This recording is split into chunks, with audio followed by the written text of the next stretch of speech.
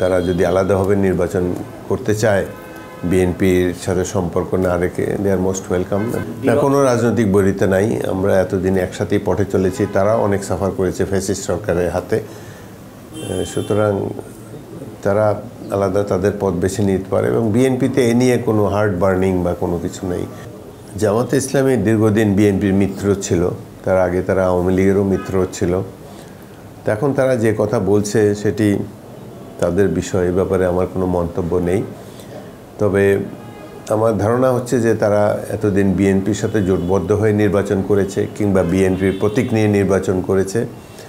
এবার তারা একাই আলাদাভাবে নিজস্ব উপস্থিতি জানান দিতে চায়, সেটি তাদের সেই স্বাধীনতা রয়েছে, আমরা সেটাকে সম্মান করি। সেই ইচ্ছাকে তারা আলাদাভাবে করলে জনগণেরও সুবিধা হবে, আমরাও বুঝতে পারবো রাজনৈতিক অঙ্গনে কার কী অবস্থান।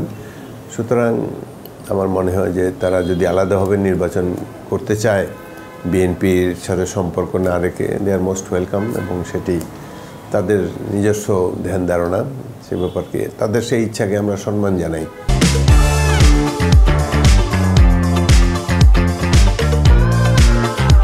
না, কোনো রাজনৈতিক বৈরিতা নাই। আমরা এতদিন একসাথেই পথে চলেছি, তারা অনেক সাফার করেছে ফ্যাসিস্ট সরকারের হাতে।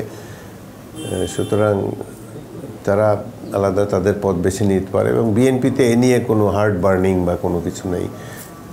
প্রত্যেকটি রাজনৈতিক দল সবাই সবসময় আজীবন জোটের মধ্যেই থাকবে এমন কোনো কথা নেই। তারা নিজস্ব আলাদা অবস্থান গ্রহণ করতেই পারে। বিশেষ করে নির্বাচনে তাদেরও তো নিশ্চয়ই অ্যাম্বিশন আছে, তারাও ধীরে ধীরে আরও রাজনীতিতে তাদের অবস্থান আরও প্রসারিত করতে চায়, সে ব্যাপারে তারা করতেই পারে।